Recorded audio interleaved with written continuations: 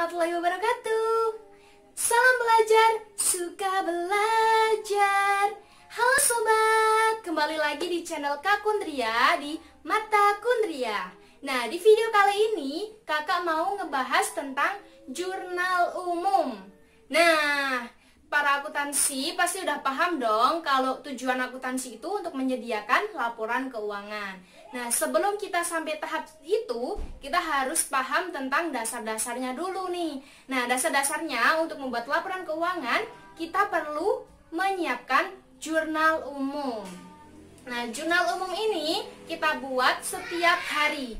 Jadi setiap hari itu ada transaksi, kita harus langsung mencatatnya. Jadi nanti di akhir bulan baru deh kita buat pembukuan tentang buku besar, jurnal penyesuaian neraca, dan juga nanti menuju ke laporan keuangan. Oke. Jadi fungsinya jurnal umum itu sendiri untuk mencatat setiap transaksi di hari-hari dalam satu bulan. Biar nanti kalau kita mencatat laporan keuangan itu sudah terkumpul jadi satu. Nah, kakak udah nyiapin contoh soal tentang jurnal umum. Nanti kita buat bareng-bareng ya. Oke. Masuk ke contoh soal ya. Jadi kakak udah nyiapin 5 buah contoh soal. Jadi nanti kita kupas tuntas gimana cara nyelesainnya. Oke? Nah, sekarang kalian bisa lihat ini contoh-contoh soalnya. Ada 5. Sebelum kita masuk ke pembahasan, harus kita ketahui bahwa dalam mencatat jurnal umum, kita harus membuat KOP-nya dulu. KOP itu apa sih? KOP itu nama perusahaan yang mau kita catat. Nah, seperti ini ya, kita lihat di nomor 1. Tuan Rizky menyetor modal 50 juta untuk usaha jamur crispy. Jadi Tuan Rizky ini kan berusaha, usahanya itu namanya jamur crispy. Ibarat kata kita tulis di sini ya, nama perusahaannya Jamur Crispy Cinta. Jamur Crispy Cinta. Oke, ini langkah pertamanya. Yang kedua, karena kita mau buat jurnal umum, kita harus tulis namanya jurnal umum. Jurnal umum. Nah, setelah kedua ini kita harus mencatat periodenya. Jadi ini transaksinya itu dibuat bulan apa sih? Nah, kakak ibaratkan ini bulan Desember karena kakak tagnya bulan Desember ya. Jadi kita tulis periode, kita bisa singkat per Desember 2020. Nah, ini langkah pertamanya namanya KOP. Ini tuh wajib ada. Soalnya kalau nggak ada nanti kita bisa ketukar di transaksi sebelumnya. Yang paling penting itu ini, periodenya, sama nama, sama jurnal umumnya. Jadi penting semua. Oke, setelah itu kita buat kolom. Kolomnya ini kita bagi menjadi 5. Yang paling kanan itu kolom kredit, kita singkat K. Yang sebelahnya lagi kolom debit, kita singkat D. Terus sebelahnya lagi itu ada kolom keterangan, kita tulis keterangan. Dan paling pojok kiri kita tulis tanggal. Nah, TGGL aja ya. Tanggal ini kita belah lagi jadi 2. Set. Nah, fungsinya kalau di sini yang paling kecil ini kita tulis per tanggalnya. Nah, yang agak besar kita tulis nih, berhubung ini periode Desember 2020, jadi kita tulis dulu 2020. Gini ya. Terus Desember kita singkat jadi Des. Nah, setelah seperti ini berarti kita udah siap untuk membuat jurnal umum. Ini kan kakak kasih nomor nih, 1, 2, 3, 4, sama 5. Kita ibaratkan ini tanggal gitu aja ya.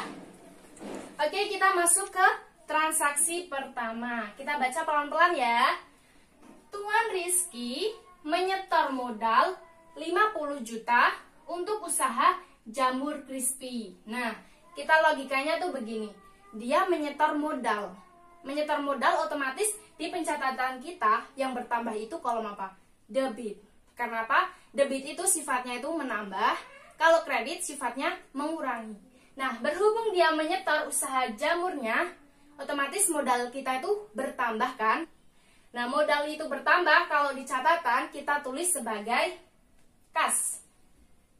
Oke, kita tulis tanggalnya 1. Kita tulis kas. Nah, kasnya berapa? 50 juta. Terus, karena dia menyetor modal, jadi debitnya, kreditnya itu berarti modal.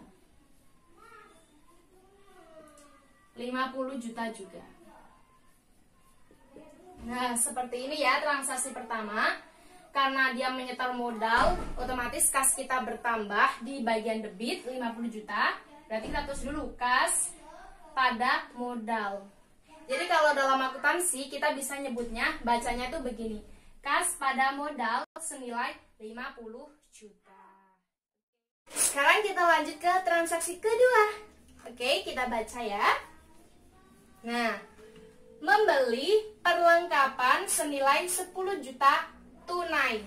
Yang perlu kita garis bawahi adalah tunai. Sama membelinya. Karena di sini nanti kita bisa memainkan logikanya.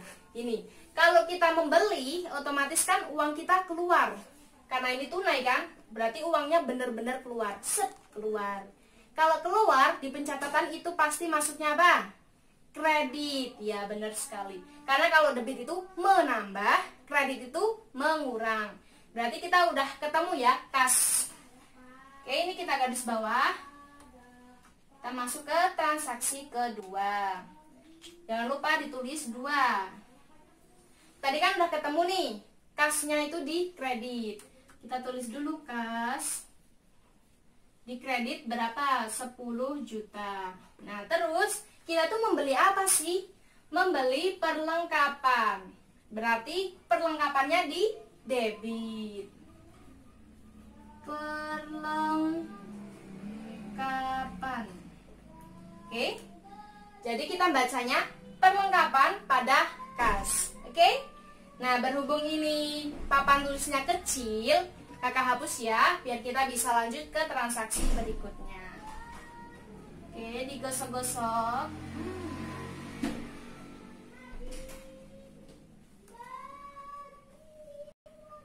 Oke, kakak sambung dulu yang putus-putus. Sekarang kita masuk ke transaksi ketiga ya. Kita baca lagi. Sewa toko untuk 2 tahun 20 juta tunai. Nah, kita begini, sewa toko. Ini tunai juga. Kalau tunai berarti udah ketemu kan? Tunai itu otomatis kita mengeluarkan uang. Jadi pencatatannya di kredit. Udah ketemu ini kredit, kita tulis aja kredit kas gitu kan. Sewa toko untuk 2 tahun. Gini, kalau untuk menyewa selama jangka di kedepannya, otomatis kan itu pasti masuknya di sewa dibayar di muka. Kenapa dibayar di muka? Karena ini masanya untuk 2 tahun. Kecuali kalau dia bilang sewa toko bulan ini. Kalau sewa toko bulan ini, bunyinya nggak sewa dibayar di muka, tapi beban sewa. Berhubung ini 2 tahun jangkanya, jadi ini di debit ya. Kita tulis nih di sini. Sewa dibayar di muka. Dibayar di muka. Ini kakak singkat ya di MK. Senilai berapa nih? 20 juta. Di kolom debit 20 juta. Nah, kreditnya berarti karena ini tunai, kita pakai kas. Kasnya juga sama, 20 juta. Jadi kita bacanya sewa dibayar di muka pada kas. Oke, jangan lupa kita kasih tanggal 3. Nah, sekarang udah ya. Sekarang kakak mau lanjut ke transaksi yang keempat. Kita baca lagi pelan-pelan. Nih, membeli. Jangan lupa kita garis bawah. Membeli. Membeli peralatan 15 juta dibayar minggu depan. Oh, kok ini ada minggu depan ya? Berarti kalau minggu depan kita hari ini pas mencatat di tanggal 4, kita nggak ngeluarin uang dong. ya kan? Nah, kalau kasusnya seperti ini, berarti itu bisa dinamakan utang. Kenapa utang? Karena kita bayarnya minggu depan. Jadi akunnya itu utang usaha. Nah, kalau kita mengeluarkan uang, itu kan dikredit nih. Uangnya benar-benar keluar, itu wujudnya kas. Karena ini kita membeli, otomatis kita harus mengeluarkan kan? Mengeluarkannya itu pasti dikredit. Berhubung ini enggak dibayar sekarang, kita tetap mengeluarkan, tapi bunyinya utang usaha. Nah, berarti kita udah ketemu nih. Kita garis bawah dulu. Utang usaha ya, dikredit.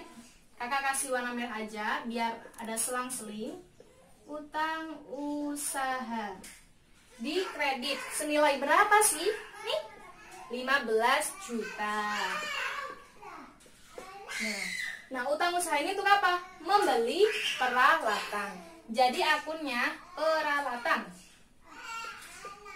Peralatan senilai 15 juta. Jangan lupa tanggalnya ya. Tanggal 4. Oke. Jadi kita bacanya dalam akuntansi, peralatan pada utang usaha senilai 15 juta. Oke, sekarang kita lanjut ke transaksi yang terakhir. Ini masih muat, jadi kakak garis bawah aja. Oke, kita baca. Wulan memborong jamur crispy 10 kilo senilai 1 juta tunai. Gini, Wulan memborong jamur crispy. Yang kita jual saat ini adalah jamur crispy. Berarti dia yang membeli ke kita. Kalau ada orang yang membeli ke kita, otomatis kas kita bertambah. Kalau bertambah berarti masuknya di debit. Oke, berarti kas kita bertambah debit karena ini tunai. Kas di debit kita tulis kas senilai berapa? 1 juta. Nah, terus dia kan memborong jamur crispy. Otomatis itu pendapatan buat kita. Nah, kita sebut aja ini namanya pendapatan usaha. Pendapatannya kakak singkat pen ya, karena ini nggak muat. Terus pendapatan usaha senilai berapa? 1 juta juga. Oke, jangan lupa tanggalnya. Nah, seperti ini. Mudah kan teman-teman? Dalam jurnal umum, kita harus tahu proses debit sama kredit. Teman-teman harus ingat ya, intinya kalau debit itu pasti menambah, kalau kredit itu mengurangi. Jadi setiap kali kita menemui soal, gimana caranya kita bisa mengidentifikasi kalau itu tunai, otomatis dia kan mengeluarkan kas. Kalau dia nggak tunai, berarti ada kalimat utang sama piutang. Oh ya, kakak lupa tadi nggak dikasih contoh soal piutang ya. Jadi kakak jelasin sedikit tentang piutang. Jadi kalau piutang itu tuh beda sama utang. Kalau utang usaha, kita yang utang ke seseorang. Kalau piutang usaha, orang yang utang ke kita. Jadi begitu ya sobat. Oke, kakak tutup dulu untuk pembahasan jurnal umum kali ini. Tetap semangat, salam belajar, suka belajar.